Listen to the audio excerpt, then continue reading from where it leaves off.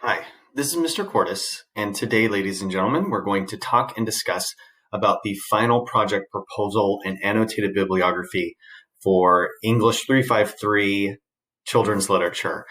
We are in week 6. We are planning and preparing these items because our final project is due week 8, day 3, and so we have been starting on this process.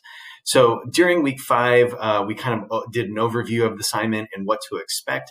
This week, ladies and gentlemen, we are actually starting in on putting together the pieces of our project.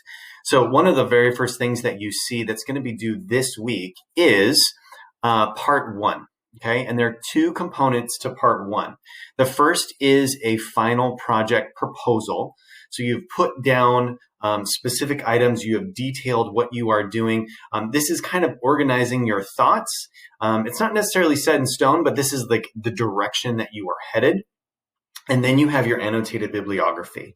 So as you go through and you see this item on the learning activities in the learning activities folder, you will notice the rubric. Just like before, we've always showed you the rubric so you can gauge, okay, do I meet all of these requirements? There's the proposal, making sure that you have everything accomplished, your list of sources, so the research that you have done for your specific topic. We have the annotations, making sure that they're thorough. And then obviously we have the editing and formatting, making sure that we are having quality level work for an upper division literature course. Looking here, let me go over the proposal first. A lot of times when we start our research and we start these academic conversations, we kind of just begin to gather and ramble and kind of brainstorm about what we are doing. Now we have to put things in a specific order so it's outlined. Okay, your final project proposal is going to be a one-page thing. You'll see it says write a one-page proposal on your research-based literary analysis. Your proposal should include the following, and I actually just encourage students to kind of chunk them one after the other. They don't have to be all together mashed up into a narrative. Just straightforward. Almost sometimes in list form. So let's take a look at what's required. The first thing is the primary text from the class in which you will interpret for your analysis. So you've got your heading, you kind of got like your title, final proposal, final project proposal, and then you have, these are the primary texts that I'm going to be using, okay? You are going to then have the prompt that you are responding to. So this would be a quality paragraph, or even just like 3 to 4 sentences that would describe this is the prompt that I'm selecting, right? Which bleeds into this next part, the description of your project. This is where you give a quick synopsis, a quick summary of the direction that you're going, the analytical viewpoint. This tells me what you're actually thinking, okay? So let's say that you picked gender roles and you're looking at the gender role prompt. You would list your first books. You would tell me your prompt that you're doing. You would then give me a quality paragraph, even maybe 8, 9, 10 sentences in which kind of describe, this is the direction that I'm going. This is what I am looking at. This is the readership intent that I'm trying to seek or justify or analyze. The last thing is that you will have your working thesis statement. What is the point that you are trying to prove? Now we do this so that you can purposefully outline, hey, this is what I am writing about. It gives me a structured way to say, okay, here are the texts.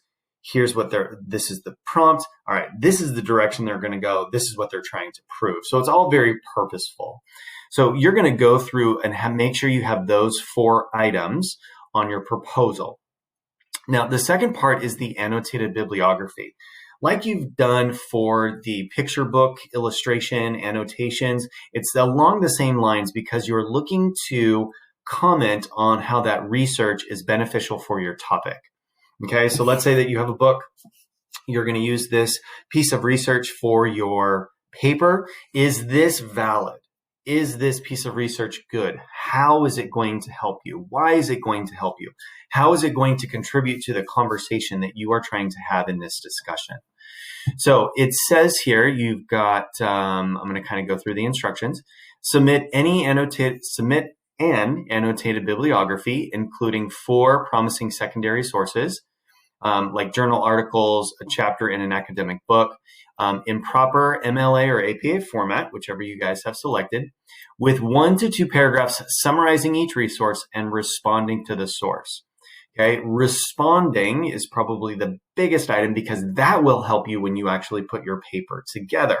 So part of your responses can play into that writing, that academic discussion that you will be analyzing. Okay, your summary should include the author's main point and 1 to 3 relative subpoints. So what is the author talking about? What are they trying to prove? How does it connect to your topic? How does it connect to your primary source? Your response to each should consider how will it be used in your paper and to what extent to which you are using this source. Okay, there's a couple questions that will guide you as well. It says, will you build on the author's work? Will you argue from a different interpretation? Will this provide you background on the genre of your primary text? How is this going to help you? So if you have a source, if you have an article, if you have an item, how does this resource benefit you proving the point, helping you with your thesis? Okay. So as you see here, this is kind of like the foundation, the framework of it. And then this is kind of explaining, okay, here are the things that I found, right? Here are the people that I brought along with me, metaphorically speaking. These are the resources. These are the critics and scholars who have talked about my topic, and they're going to help me prove my point of this. So when you see here for the annotations, each source is annotated with a clear indication of the source, summary, and author's main points, and a response to the source. I need to see how you're going to use it for that. Okay. Now, these 2 items are due this week during week 6. All right. Week 6, day 7. So by the end of the week, you should have turned in your proposal and you should have turned in that annotated bibliography. I would suggest just keeping it in one document. No need to separate and do like 2 submissions. There's no point in that. The second part, you'll notice, the second part is due week 7, day 5 and 7. So this is the second part. So this is not due this week. This is due week 7. And I'm going to have another video that kind of encompasses what this looks like as well. But this is when you begin to draft. So as you are writing this, as you are putting these things together, if something comes to mind, if something sparks your interest, go over to your draft document and start to kind of type in those items.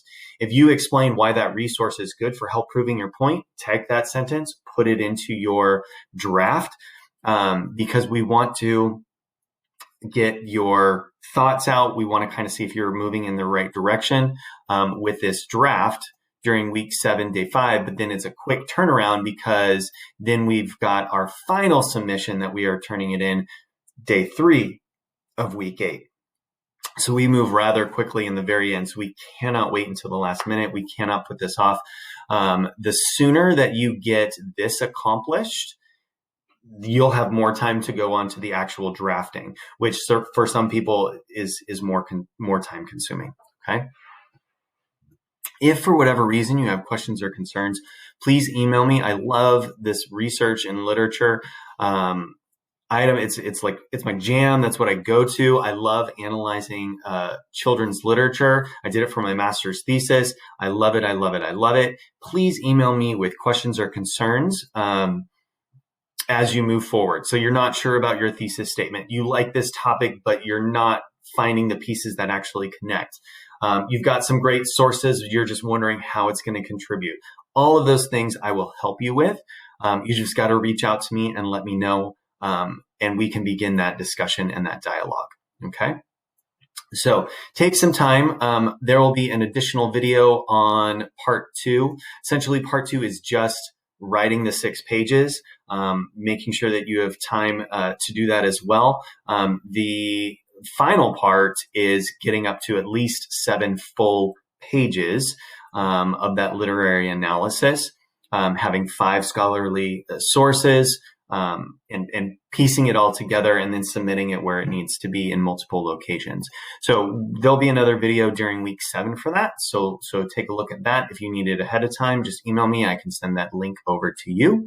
But that, ladies and gentlemen, is the final project proposal and annotated bibliography. Please message me if you have any questions or concerns. I think I've said that like 14 times now. I'll let you guys get started working. Can't wait to see what you guys do.